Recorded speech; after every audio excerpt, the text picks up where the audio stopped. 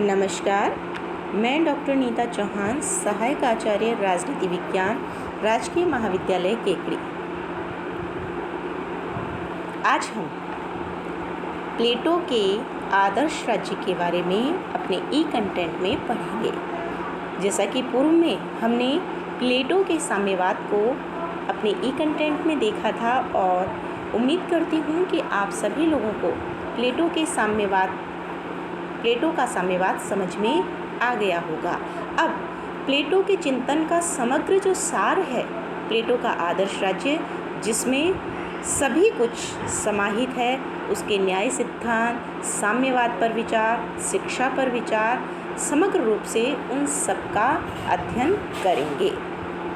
जैसा कि आप सभी लोग जानते हैं, प्लेटो पश्चिमी जगत के प्रथम राजनीतिक दार्शनिक थे।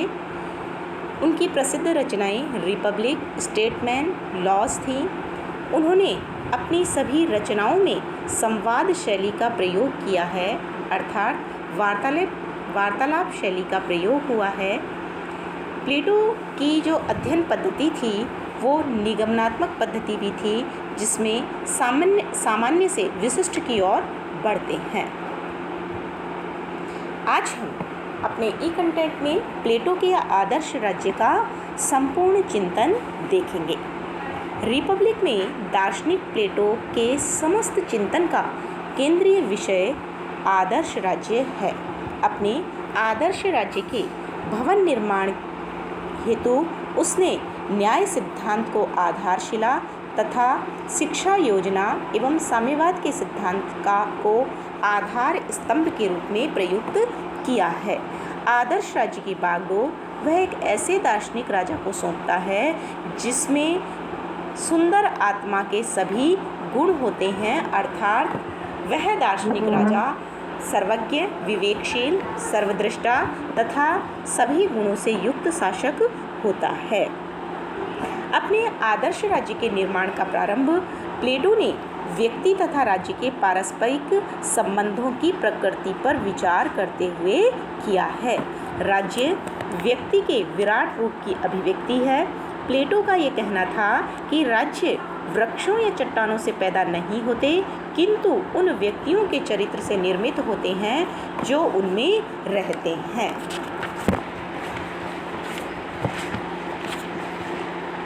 प्लेटो के अनुसार राज्य की उत्पत्ति के विकास चरणों में 3 ऐसे वर्गों का विकास हुआ जिनके कंधों पर आदर्श राज्य का भार डाला जा सकता है।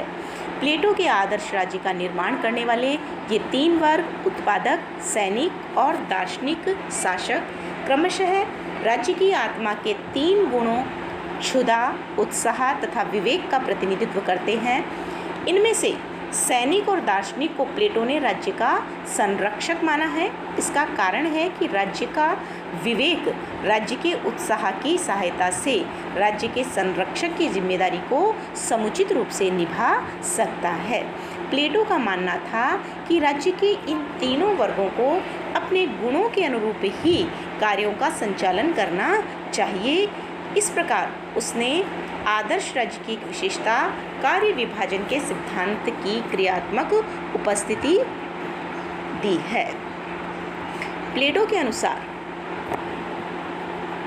के अनुसार आदर्श राज्य की आधारशिला न्याय के सिद्धांत पर भी टिकी हुई है।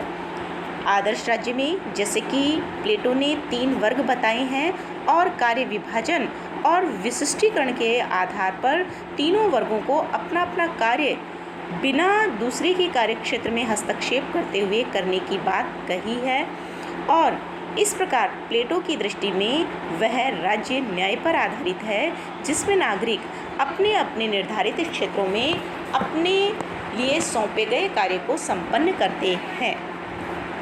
प्लेटो ने जिस आदर्श राज्य की कल्पना की है उसकी आधारशिला न्याय के सिद्धांत को माना है।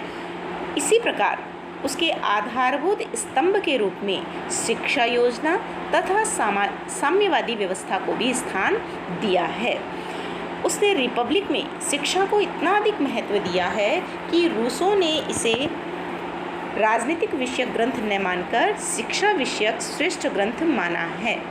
आदर्श राज्य द्वारा प्रदत्त शिक्षा योजना की प्लेटो के द्वारा निम्न विशेषताएं बताई गई हैं। शिक्षा राज्य के द्वारा दी जानी चाहिए। स्त्रियों और पुरुषों के लिए एक ही प्रकार की शिक्षा होनी चाहिए। शिक्षा का उद्देश्य शरीर और मस्तिष्क दोनों का विकास करना होना चाहिए। शिक्षा का उद्देश्य व्यक्ति को राज्य का उत्तम नागरिक बनाना होना चाहिए और शिक्षा के द्वारा योग्य तथा ज्ञानी शासक अर्थात दार्शनिक राजा तैयार किए जाने चाहिए। आदर्श राज्य का नेतृत्व करने के लिए शिक्षा के साथ ही प्लेटो ने साम्यवाद की भी कल्पना की है। प्लेटो ने अपने साम्यवाद को आदर्श राज्य के दो वर्गों शासकों और सैनिकों तक सीमित रखा है। उसका साम्यवाद राज्य के अल्पसंख्यकों के लिए था। अपनी निजी संपत्ति तथा अपने पारिवारिक जीवन की आहुति राज्य के दार्शनिक शासक वर्ग और सैनिक वर्ग को ही देनी थी और इसलिए देनी थी कि प्लेटो आदर्श राज्य का सफल निर्माण उनकी कार्यकुशलता, क्षमता, राज्य के प्रति उनकी आस्था को मुख्य मानता था। प्लेटो की योजना में संरक्षक वर्ग के पास न तो संपत्ति होनी चाहिए और न ही परिवार। उनकी सेवा के बदले राज्य के द्वारा उन्हें भोजन, वस्त्र, निवास आदि की सामूहिक रूप से व्यवस्था उपलब्ध करवाई जाएगी। प्लेटो ने अपने आदर्श राज्य की बागडोर दार्शनिक वर्ग को दी है। दार्शनिक शासक सर्वाधिक शिक्षित, सुसंस्कृत, साहसी, आत्मसंयमी, ज्ञानी और निर्लोभी होता है। प्लेटो का यह मानना था कि आदर्श राज्य में शासन कार्य परम बुद्धिमान व्यक्तियों के हाथों में रखा जाना चाहिए जो कंचन कामिनी से दूर रहते हुए शासन का संचालन करें।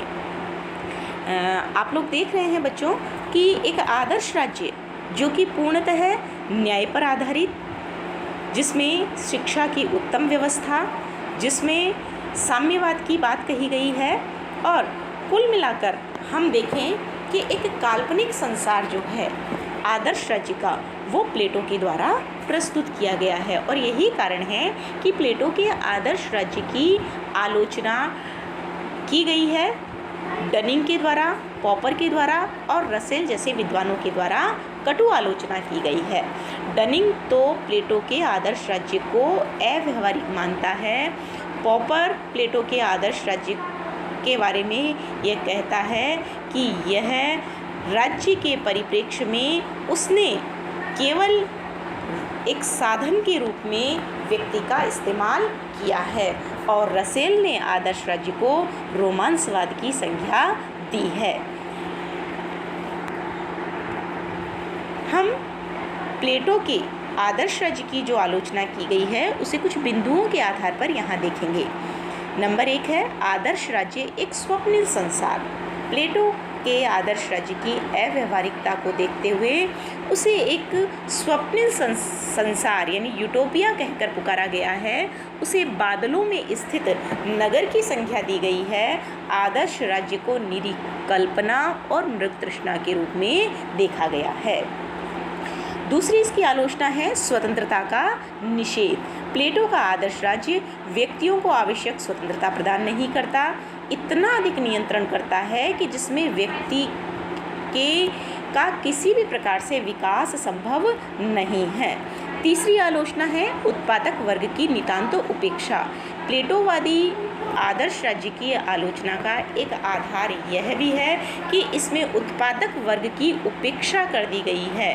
न तो उसके लिए शिक्षा की व्यवस्था की गई है, न ही सामाजिक ढांचे में कोई महत्वपूर्ण स्थिति प्रदान की गई है और उसकी स्थिति इतनी ज़्यादा है कि यह राज्य के अस्तित्व को ही नष्ट करने वाली मानी जा सकती है।